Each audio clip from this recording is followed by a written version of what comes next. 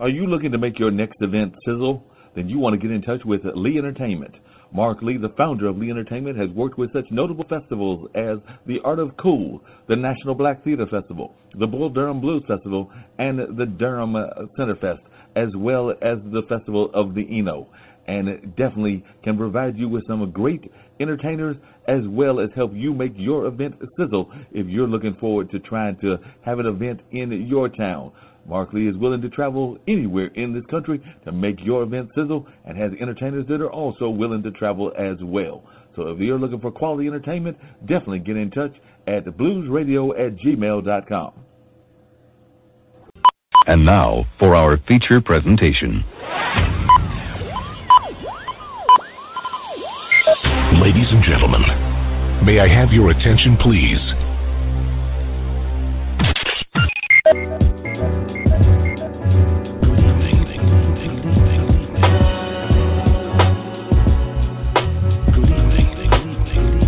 You're listening to Straight Talk with Dean and Mark. Call in to join the conversation at 646-668-8393. Welcome to Straight Talk with Dean and Mark. It's the six-man Dean Geronimo in the studio with Mark Lee. We welcome you to yet another exciting episode of our show.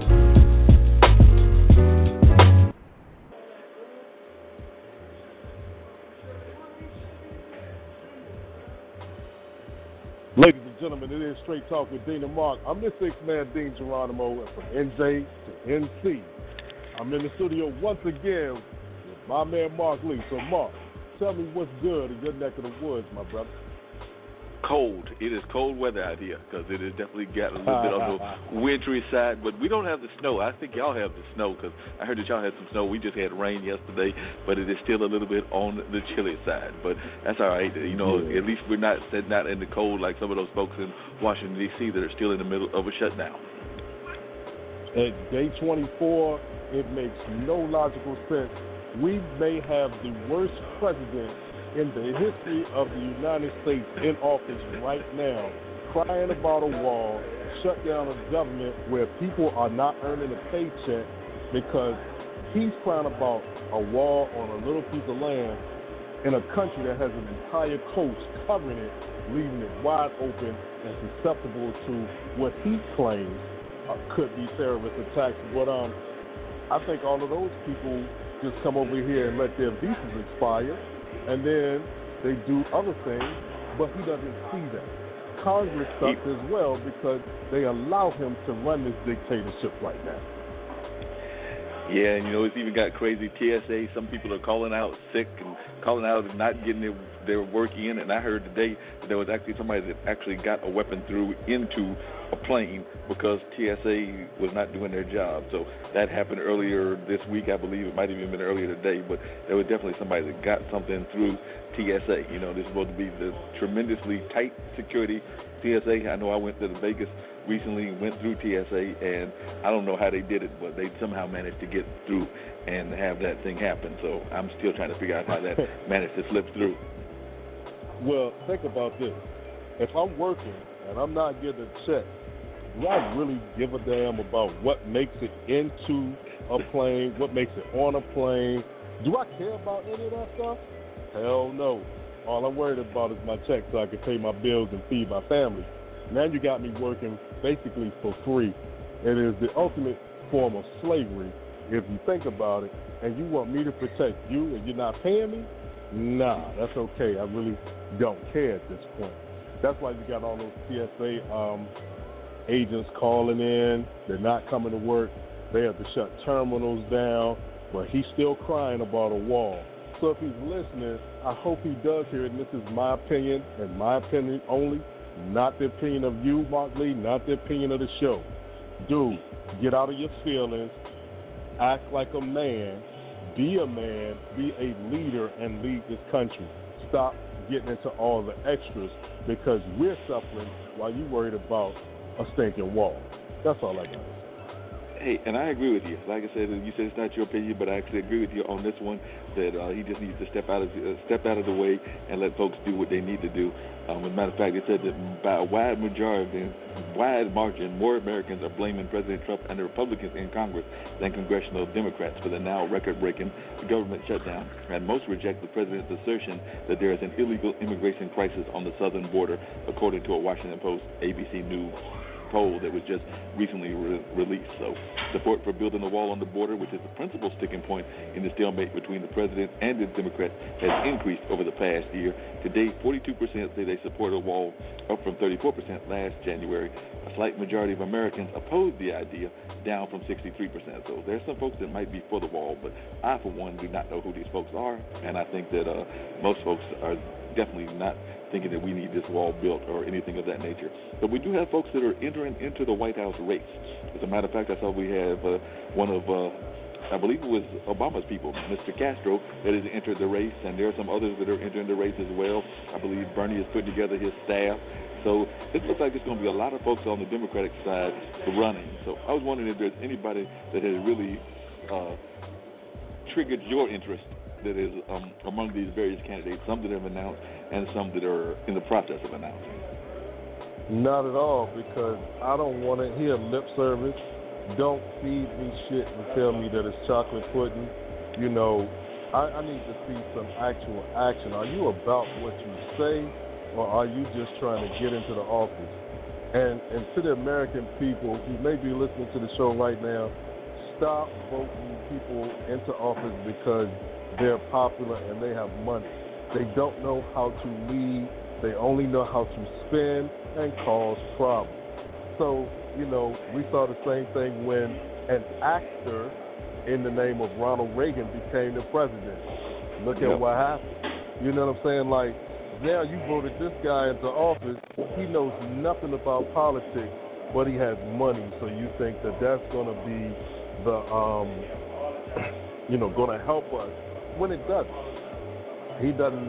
I doubt if he even understands what's going on in the morning briefings, man. He probably just sitting there like, I'm going to do what I want to do because I'm rich.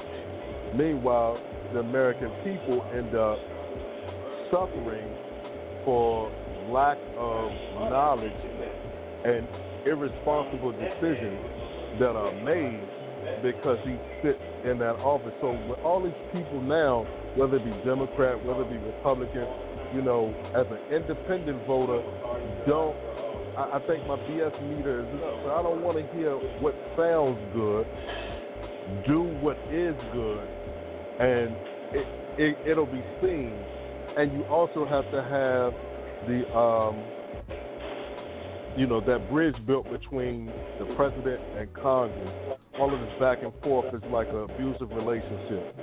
And then you're asking the American people to take sides with either the abuser or the person being abused who won't leave. So it's just like you could throw a whole bunch of people are jumping into the ring because now that this guy has become president, that statement that they used to tell us when we were kids actually came true. You could be the president too. You know, we'd be better off getting a homeless guy that's on drugs or whatever to be the president. Let him get high before the meeting. He'll make better decisions than this one right here. You're right, but and I still can't believe that statement he made where he claimed that all these living presidents had supported him on the wall, and then Pence tried to come out and tried to back him and basically just made a big mess of it because Jimmy Carter and a lot of the other living presidents said that they never said that, and Pence tried to make a whole mess of the whole thing. He said, well, I know the president has said that this was his impression from previous administrations. Previous presidents I know I've seen clips of previous presidents talking about the importance of border security, the importance of addressing the issue of illegal immigration. And then somebody from the press said, that's different from telling the president, though, right? But look, honestly, the American people want us to address this issue. It is a matter of national security. It is a matter of addressing human trafficking, the flow of narcotics into our country. And apparently the discussion just went on and on like that, and so he basically just kept putting his foot in his mouth like he does as well. So it was At one point he said he downgraded the claim severely by saying Trump merely got this impression. But Bill Clinton spokesman has said that the former president hasn't spoken to Trump since the inauguration. Barack Obama has said he hasn't done so except for a brief exchange at George H.W. Bush's funeral. And George W. Bush and Carter's aides have said those two former presidents hadn't even discussed the broader topic with Trump. Not only are they denying telling Trump that they support a border wall, they're saying that there was no conversation in which Trump could have gotten such an impression. You know what? He's probably referencing about 12 years ago, 13 years now, when those in Congress passed the Secure Fence Act. Of course, he was not in politics at that time, but all of those Democrats and Republicans, to include our former president, to include Hillary Clinton, they all voted for this wall. That's 13 years ago. They started building the wall. They ran out of money. So there's a part of the wall that's already up, and then there are people who live along that coastline who are stuck between the coastline and the wall. So now people are still coming in. All they're going to have to do is walk the wall. When the wall ends, come on in. But if El Chapo could break out of jail, yep, I'm quite sure somebody who really wants to come in the country can get in with no problem. But you still haven't gone after the ones like that were responsible for September 11th. You gave them visas. Their visas expired. They stayed here. They went to flight school. And then they ended up flying planes into the building. 3,000 people lost their lives. They didn't have a damn thing to do with a border wall. Drugs have been getting shipped into this country by air, trafficking, cross-country, internationally, through the water. It's not coming through a damn tunnel crossing one border. So, you know, for those people who actually believe it, I have some hot water to sell you in hell. In fact, I got a jacuzzi down there. You can use it for $20 an hour. You know what I mean? Like, you get to believe in some of the idiotic things without using logic. And you got people saying, yeah, we need the wall for border security. But show the proof where so much crime is happening because somebody snuck across that border. Show me the proof that they're bringing the drugs with them. Show me all of this proof. When these people live in a country where 3 times the number of people that got killed in Chicago get killed on a weekly basis down there, they kidnapping tourists and all of that stuff, and they're like, yo, we don't want to live like this. They come over here, they bring their families, they work hard, and you talking to them. So since you're talking to immigrants, send your wife back first. Make her the example. Send her back. And then you go back too, because your grandfather sent a letter to the government begging to stay in the United States. So since you're a descendant of since you're a descendant of an immigrant, ship yourself back. And we might have something to go by. We may listen to your argument, but until then, you're just a dude who unfortunately fooled people into believing you were somebody when you are nobody holding the office for everybody. It's a damn shame. It is a shame. And ABC News White House correspondent Johnson Carl says his source has told him that Robert Mueller's anticipated report on the special counsel's investigation into the Russian election, meddling, and possible collusion between President Trump's campaign and Moscow is almost certain to be anticlimactic. So they're already expecting that we're not going to learn anything that we haven't already known already. Says if you look at what the FBI was investigating in the New York Times report, you look at what they are investigating, Mueller did not go anywhere with that investigation. He has been writing his report in real time through these indictments, and we have seen nothing from Mueller on the central question of was there any collusion with the Russians in the efforts to meddle in the election, or was there even knowledge on the part of the president or anybody in the campaign with what the Russians were doing? There's been no indication of that. So It says the New York Times reported last Friday that the FBI opened an investigation into whether Trump was working on behalf of the Russians in 2017. According to the Times, the probe was prompted by Trump's dismissal of former FBI Director James Comey.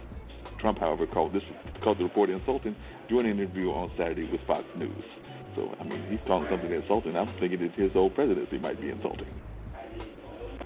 You know what? His whole presidency needs to just be erased. Because, dude, we know you in there. You having private meetings with somebody? Come on, Jack. There's a whole lot of stuff